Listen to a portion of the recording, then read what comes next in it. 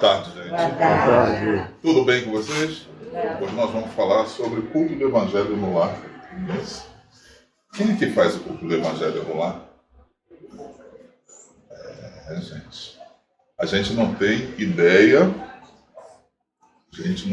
da importância disso. A doutrina espírita ensina para nós a respeito do mundo físico e o mundo espiritual. Esses dois mundos, eles estão em constante contato o tempo todo. Viemos do mundo espiritual para esse mundo físico, vamos um dia voltar para o mundo espiritual. Alguém aqui tem dúvida disso? Alguém aqui tem medo de voltar? Não precisa ter medo não, que vai voltar mesmo. Tá? Faz parte da natureza. Faz parte da natureza voltar para o mundo espiritual. A gente vai ficar dando essa voltinha aqui, ó, até nós evoluirmos o suficiente, quando não vai ser mais necessário que a gente venha aqui. E essa doutrina, a doutrina espírita, ela tem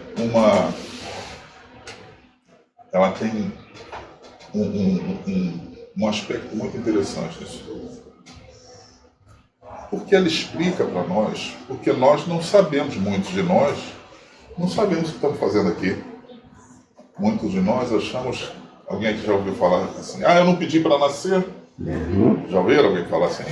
Cansei de falar isso. Então, muitas das vezes nós pedimos e até imploramos a oportunidade de nascermos.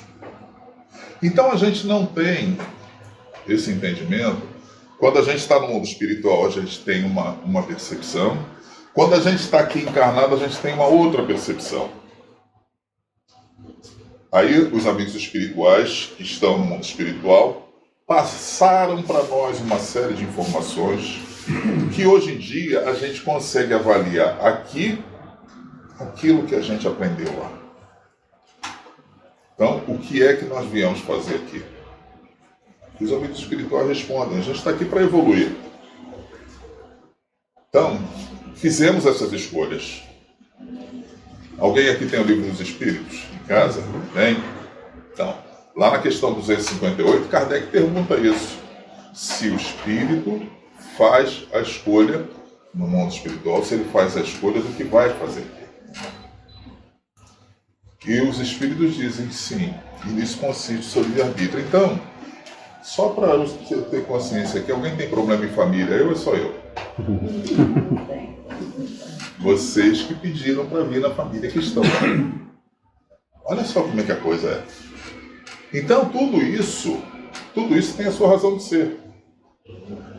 Deus, na sua bondade infinita, que nós, se a gente hoje é bonzinho, né? Puxa, eu não sei que determinadas coisas acontecem comigo, eu sou um cara tão bonzinho. Agora que eu estou tentando ser. Mas o que é que eu fui lá no passado? Então, tudo isso, toda essa oportunidade que nós estamos tendo de reajustar com os momentos passados, com as coisas erradas que fizemos, que Deus ele é fantástico, né? Eu digo que a gente faz besteira no atacado e fica pagando no varejo. Isso é que é difícil. A gente faz besteira no atacado e paga no varejo. Aí a gente fica vindo de tempos em tempos pagando um pouquinho daquilo que fez. E agora nós estamos tendo a oportunidade de nos reajustarmos com muita coisa, desde que entendamos o que estamos fazendo aqui. Então, na hora que a gente consegue ter essa percepção, isso facilita sobremaneira. Por isso que eu digo sempre que o estudo da doutrina espírita, não só o estudo, mas a prática da doutrina espírita, é tremendamente importante para a nossa evolução. Não basta só saber, conhecer aquele monte de livro ali, não. Não. Aquele conhecimento ali tem que entrar na gente e a gente externar aquele conhecimento em forma de ação. Diz aquele filósofo chinês Confúcio, ele dizia assim, a gente precisa agir com sabedoria. E o que é a sabedoria? Sabedoria é você saber usar o conhecimento que tem em benefício de todos. Isso é sabedoria. Então a gente precisa agir com sabedoria. E a doutrina espírita, ela explica isso tudo para nós. Ela faz com que nós tenhamos uma visão do que estamos fazendo aqui e do que vai acontecer lá na frente. Perguntaram para mim assim no outro dia lá no Livro dos Espíritos: Sidney, como é que eu vou ser lá no mundo quando eu voltar para o mundo dos espíritos? Quando eu morrer. Como é que você é hoje? É exatamente da mesma forma que você vai voltar. Não vai achar que voltou para o mundo espiritual, virou anjo. Não. Então, lá na introdução do Livro dos Espíritos, que é um livro fantástico, que dá um apanhado geral para todos nós de tudo isso aí, leiam lá na introdução o item 8. No final do item 8, os espíritos falam assim: o estudo da doutrina espírita, ele tem que ser metódico e persistente. Porque senão, os bons espíritos, se a gente não tiver interesse e não for persistente, os bons espíritos farão conosco a mesma coisa que um professor faz com um aluno negligente. Quando o professor bom pega um aluno negligente que não quer saber de nada, o professor tenta e o aluno não quer, o que ele faz? Abandona o aluno. Os bons espíritos, se nós não nos tentarmos melhorar, se não fizermos os nossos esforços, os bons espíritos vão fazer isso com a gente. Vão abandonar a gente. Então é tremendamente importante para nós que estamos tentando nos melhorar através dessa religião, através da doutrina espírita, que nós nos empenhemos. Tem um provérbio que diz, eu não lembro o número do provérbio, ele diz assim: os mornos serão cuspidos da boca de Deus. Né?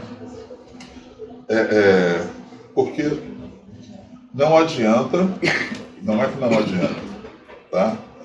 Efetivamente, se nós quisermos ter feito tudo isso que a gente está fazendo, a gente precisa se dedicar. Então, da mesma forma que a gente vem aqui assistir uma palestra, a gente prestar atenção naquilo que está sendo dito, colocar em prática aquilo que está sendo dito. Porque entrar por aqui e sair por aqui não vai ajudar muita coisa. Antes da pandemia, eu dava aula também de o livro Obreiros da Vida Eterna. E eu falando lá sobre um dos capítulos que falava sobre perdão e reconciliação, eu normalmente, antes do capítulo, do início da aula, era um grupo de 25 pessoas lá no Unidade Amor. Aí, antes do início da aula, eu conversava com o pessoal o que aquele capítulo traduziria para a gente. E eu comecei a falar, e uma das colegas nossas, ela pediu a palavra. Sidney, eu posso falar uma coisa agora que você está falando isso aí? Eu fico à vontade. Ela falou assim: eu estou aqui na casa tem 16 anos. Já escutei diversas palestras sobre isso que você está falando. E nesse momento que você está chamando a atenção da gente aqui, é que eu prestei atenção que eu nunca me preocupei em fazer aquilo que eu estava ouvindo. Essas palavras dela me arrepiou. Me arrepiou pelo seguinte: porque o que ela estava falando ali na hora que ela falou uma coisa desse tipo? Se a gente fosse duro com o pensamento, a gente vai falar assim: pô, ela está falando que jogou 16 anos fora, não foi? Mas não, vamos ser condescendentes.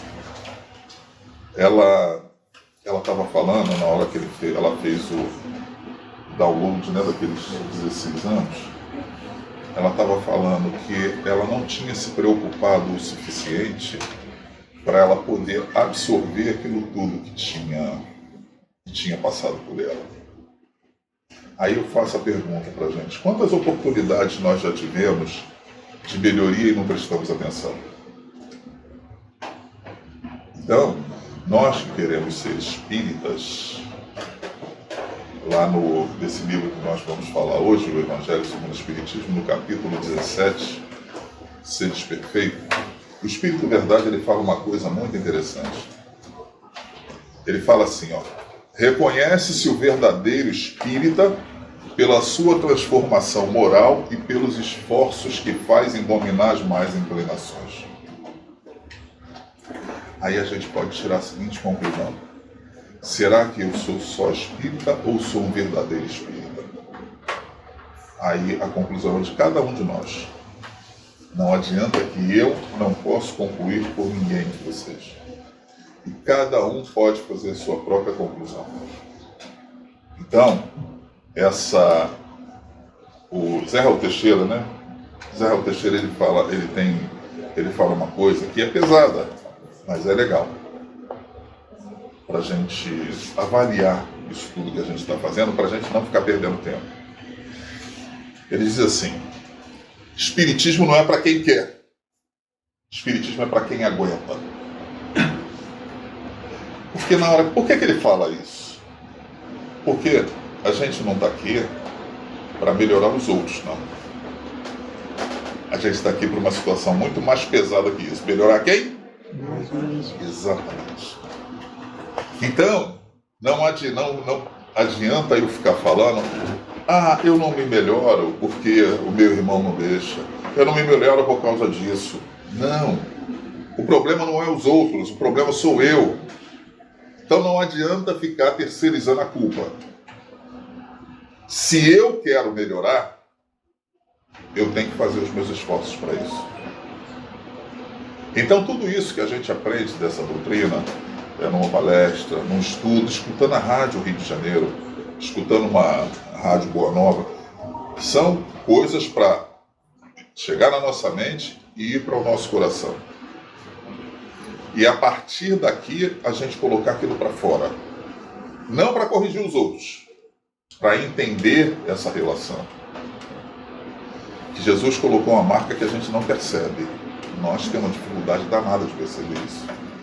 Ele colocou uma marca muito interessante para cada um de nós. E o objetivo de todos nós é conseguirmos atingir essa marca. Ele falou assim: os meus discípulos serão reconhecidos por muitos se amarem. Para isso que nós estamos aqui. Para a gente aprender a amar. E na hora que a gente estuda a doutrina espírita, a gente começa a ir nessa direção. E na hora que a gente começa a entender o Evangelho, aí sim, essas coisas se abrem de uma forma muito mais interessante para a gente. Então, o culto do Evangelho no Lar é o momento que a gente faz esses estudos. Quando a gente não tem a oportunidade de fazer esses estudos em grupo, se fizermos em casa, é fantástico. Até porque a gente tem a mania, tá vendo? Estamos vendo nós aqui que estamos no corpo físico. Aí quando eu não quero que alguém entre na minha casa, o que eu faço? Fecho a porta, não é isso? Será que isso funciona para os espíritos também? Na hora que a gente faz o culto do Evangelho no Lar, aí a gente começa a criar essas barreiras para nós. Então, por que é importante que nós façamos o culto no lar? Kardec pergunta assim, lá na questão 459 do Livro dos Espíritos: influem os espíritos nos nossos atos e nos nossos pensamentos? E a resposta dos espíritos é assim: muito mais do que imaginas. De ordinário, são eles que vos dirigem. Olha a importância dessa pergunta. Qual será o tipo de espírito que está tentando me dirigir? Como é que eu atraio esse espírito para mim? Através do pensamento. Então, o tipo de pensamento que eu tenho vai atrair para perto de mim determinado tipo de espírito. Se eu tiver bons pensamentos, os bons espíritos estão aqui pertinho me dando influência. Mas se esses pensamentos não forem bons, quem que está mandando eles? Bom espírito ou mau espírito? E eu não vou conseguir afastar um mau espírito assim, ó, sai daqui de perto de mim. Não. Quanto mais eu me descuidar, mais junto de mim ele vai estar. Então eu preciso ter um cuidado muito grande, porque na grande maioria das vezes, os bons espíritos estão falando para a gente, faz assim, assim. Só que a gente, muitas das vezes, a gente não escuta os bons espíritos. Mas os maus espíritos, eles são insistentes. Eles perturbam até que você acabe saindo. A briga em família. Briga em família, muitas das vezes a gente acha que só tem mau espírito ali. Não, o bom espírito está ali tentando diminuir parar com aquela coisa, só que a gente está ouvido por um mau espírito. O pessoal que é jovem há mais tempo igual a mim, assim, lembra daqueles desenhos que tinha o anjinho de um lado e o diabinho do outro, né? O anjinho ficava tentando falar, a gente só escutava o diabinho. Então a gente precisa ter um cuidado muito grande, porque o tipo de pensamento que eu tenho fica atraindo determinados espíritos. E aí você escuta muito bem assim, quando você está não quer uma discussão, aí você escuta lá no teu ouvido, vai lá, fala isso, responde. Você está achando que é um bom espírito que está falando isso para você? Não, é um mau espírito que está querendo desavença ali. E aí, como é que a gente afasta esse espírito inferior da gente? Uma grande coisa que a gente precisa fazer é saber que esse afastamento que a gente faz dele é temporário. É igual aquele exorcismo, né, que o pessoal faz dos maus espíritos, né, essa coisa toda. Isso, muitas dessas vezes, são temporários. Ele se afasta, na hora que a gente se descuida, ele volta de novo. O que a gente precisa fazer? Mudar de atitude. A gente precisa mudar de atitude, porque quando você muda de atitude, quando você melhora o nível de pensamento, tá? Quando você muda o nível de pensamento, quando você melhora o teu pensamento, se ele quiser continuar perto de você, o que ele tem que fazer? Se melhorar também. Aí vai chegar um momento em que ele vai perceber que você está tentando ajudá-lo. Ele vai parar de te prejudicar.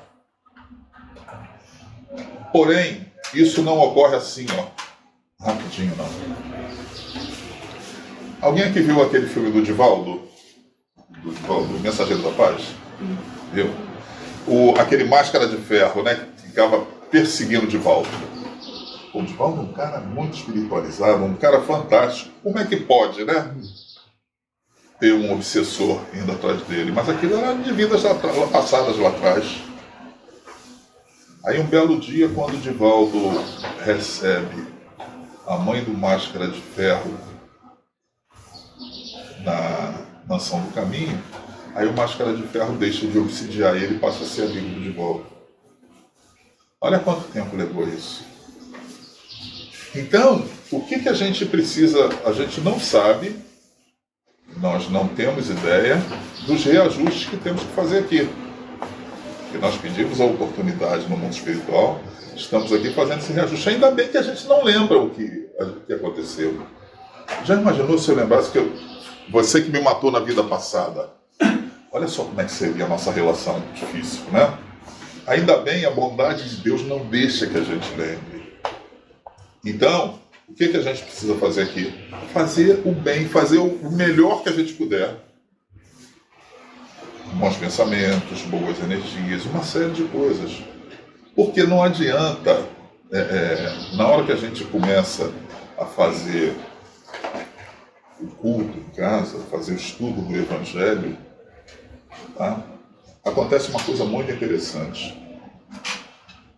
Quando, por exemplo, aqui no Miguel Arcanjo. Aqui no Miguel Arcanjo, estamos nós encarnados aqui, e a gente não tem ideia da quantidade de desencarnado que tem aqui. Bem como a gente não tem ideia da dimensão espiritual que é o Miguel Arcanjo. A gente não tem a menor ideia do que seja isso. Então, a gente não tem ideia da quantidade de espíritos que é ajudado aqui. Aqueles que querem se melhorar. Porque também tem aqueles que não estão nem aí para se melhorar. E muitos desses é que ficam seguindo a gente. Eu na quinta-feira, anteontem eu estava lá eu trabalho como doutrinador também, na salinha, nas terças e quintas lá. Aí eu estava lá na salinha e uma médium, uma passividade, um espírito, mas muito complicado. A gente tentando ajudar ele, doutrinando ele, e ele falou assim, olha, se você continuar não deixando eu fazer o que eu quero, eu vou perseguir a você. Ele falou assim, meu irmão, eu trabalho para Jesus e eu não vou deixar você. Eu estou aqui para te ajudar. E ele, mas eu não quero a tua ajuda. Eu falei, mas eu estou aqui, você pode nem estar percebendo, mas eu amo você. Você pode não estar nem sentindo. E foi num diálogo bastante tenso, até um determinado momento que a espiritualidade veio, e aí eu falei, olha, tem alguém que te ama muito, chegando aí para te ajudar também. Aí ele viu a mãe dele. Ele viu a mãe dele, aí ele desabou. Ele caiu numa... Aí a médium começou a chorar muito. E aí ele começou a refletir naquilo que a gente estava falando. E eu falei, ó, nós, bem como os amigos espirituais que estão em volta de você, estamos todos aqui para te ajudar. Não perca essa oportunidade, aproveite o momento que você conseguiu ser trazido até aqui. Aí ele dá um pouco mais duro, aí ficou aí. Começou a diminuir a intensidade da conversa. Aí ele falou assim, me perdoa, meu irmão, ele falou para mim. Eu falei, não, eu estou aqui para te ajudar, eu trabalho para Jesus. Todos nós aqui trabalhamos para Jesus. Aí ele fala assim, você me ajudou muito. Me perdoa o que eu falei, agora eu sou teu amigo. Aí ficou legal, aí conversando. Depois que encerrou, a gente tem uma roda de conversas e ficamos conversando. Aí ontem fui fazer uma palestra lá na Penha. Aí era um grupo também relativamente pequeno, aí uma das pessoas perguntou alguma coisa nesse sentido de aqueles que são trazidos para ajudar a gente, né? Aí eu falei com ela, contei essa situação para ela. Aí uma médium que estava na palestra, ouvindo a palestra, ela começou a passar mal. Aí eu percebi, eu falei, tá tudo bem contigo? Ela falou, não, tá tudo bem. Tá precisando de ajuda? Ela falou, não, depois eu falo. No final da reunião, estava terminando a reunião, aí ela falou assim, ele esteve aqui. Aquele espírito que você falou, ele esteve aqui agora agradecendo a você e dizendo que é muito teu amigo. Olha como é que são as coisas. Então, não sabemos quem está se aproximando de nós para a gente ajudar. Então, na hora que você faz o culto em casa, esses que estão ali tentando te perturbar, eles são levados, eles vão até ali, e o que acontece? Os amigos espirituais, que quando você planeja o teu culto do evangelho em casa, os amigos espirituais, eles vão antes para preparar o ambiente. E quando chega um desses comprometidos lá, o que eles fazem? Eles levam para tratamento. E nós que moramos aqui na Redondeza, aonde eles vão trazer? Aqui. E sabe o que eles vão fazer quando eles melhorarem? Vamos lá te agradecer. Olha como é que, a hora que você começou a fazer o culto em casa, olha como é que você começou a ajudar. Sem você perceber. E aí, a gente está falando da gente. Mas você tem teu marido, você tem tua esposa. Tá achando que eles também não têm os amiguinhos obsessores deles lá em volta deles, não? Aí, na hora que você faz o culto do Evangelho no lar, esses amiguinhos também vão lá, porque eles estão ali em pensamento, trazido por os teus familiares lá.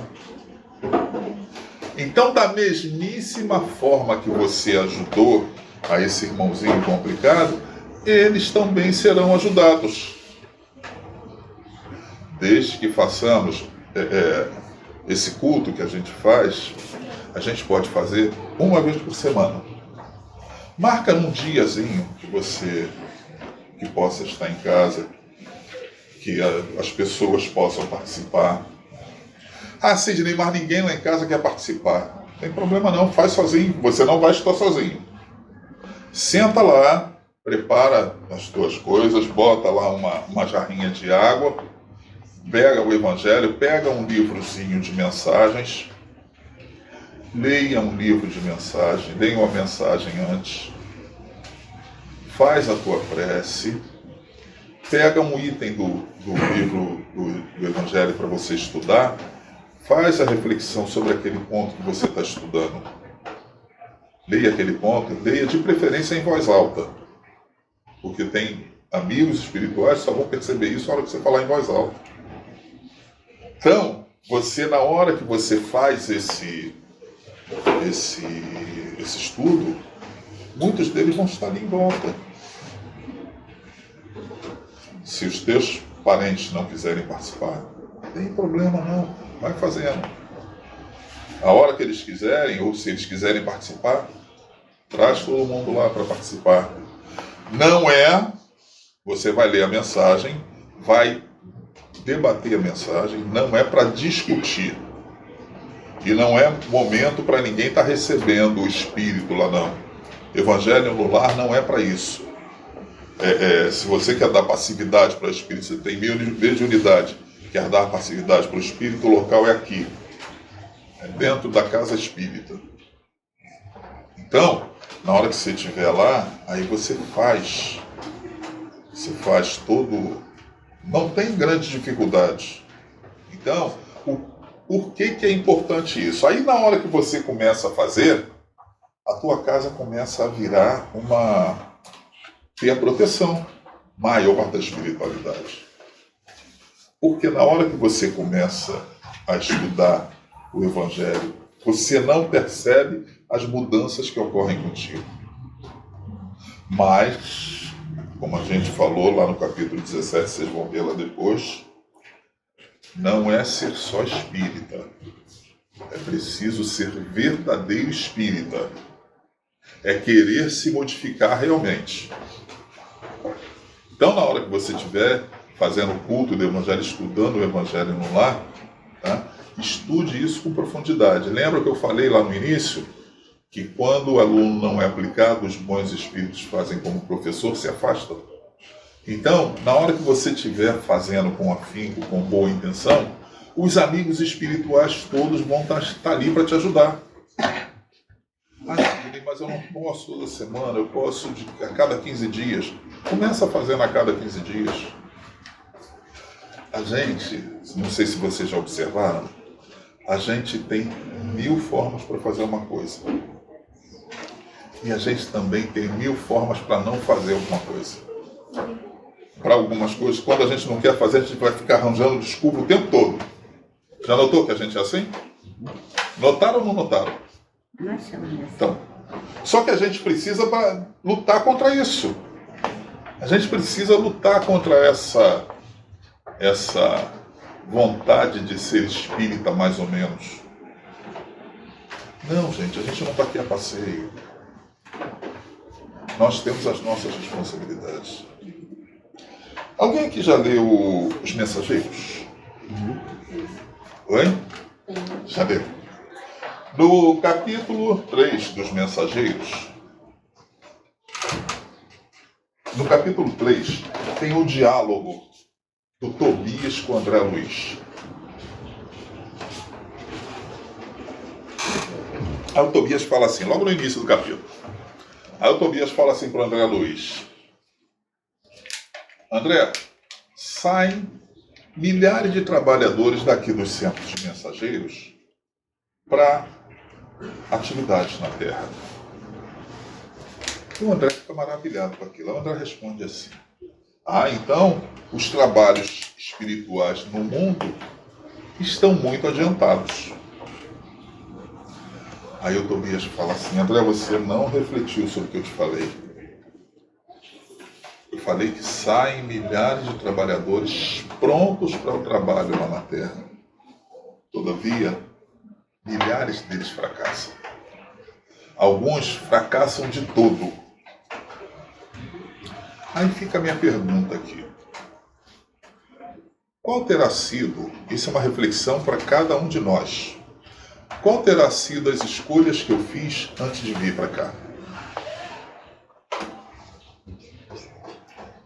Então, nós...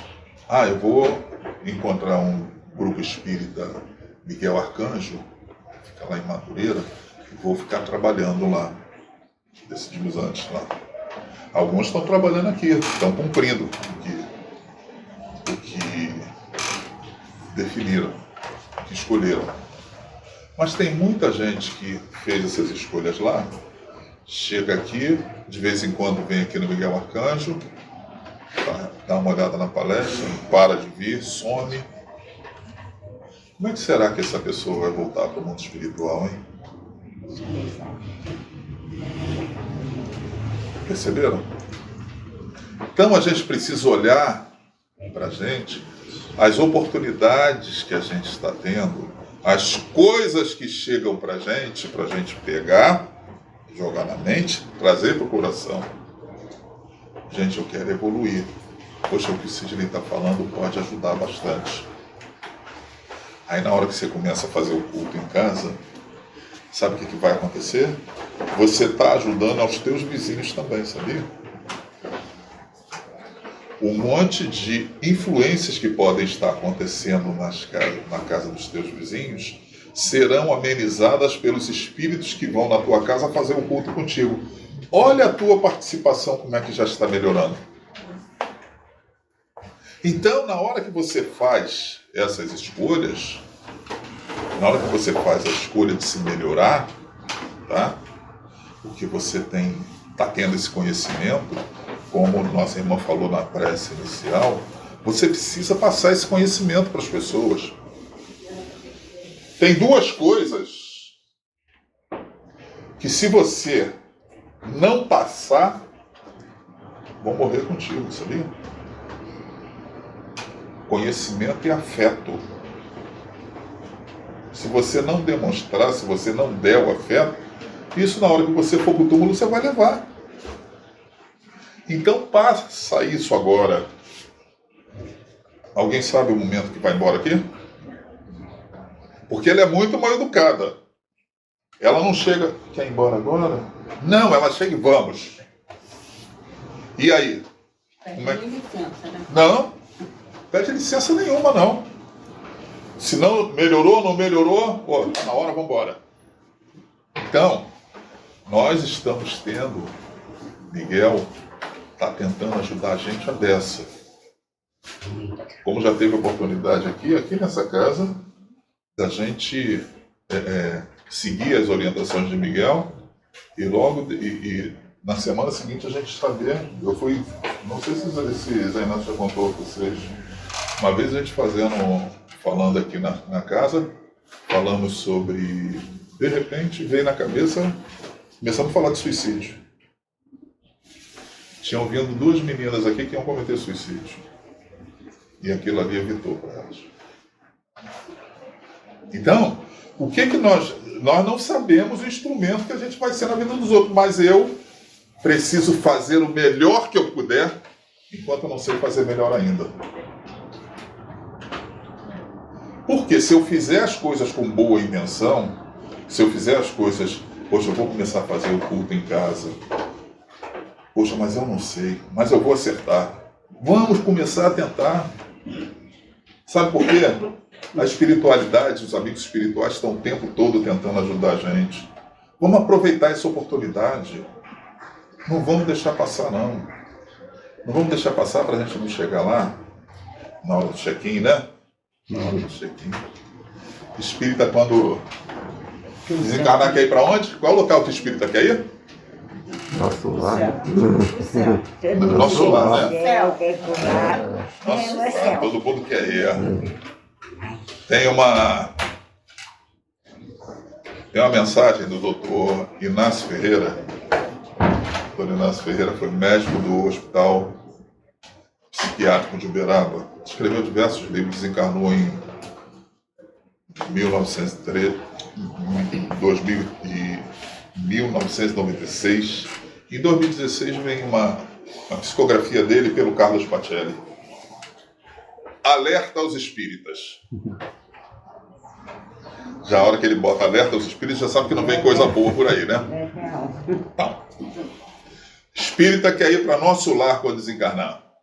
Aí ele fala o seguinte: nosso lar, que é o objetivo de todo espírita, é um lugar que tem muito evangélico, muitos católicos, muitos ateus, muitos protestantes e poucos espíritas. Mas como é que pode o nosso lar ter poucos espíritas? Nós é o grupo religioso que mais estuda, é o grupo religioso que mais sabe. Como é que pode ter poucos espíritas?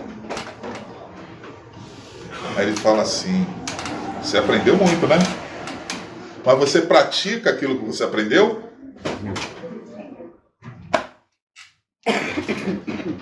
Então, não é o conhecimento que vai te levar para um lugar melhor. É a sabedoria. O que é a sabedoria? Como a gente já falou, é saber utilizar esse conhecimento em favor do outro. Porque o Dr. Liborno Siqueira, que foi aquele desembargador, ele tem um pensamento muito legal. Não sejamos felizes sem que os outros sejam também. Porque se eu quiser ser feliz sozinho, o que é isso? Egoísmo. Então, na hora que eu faço o culto, eu não estou pensando só em mim.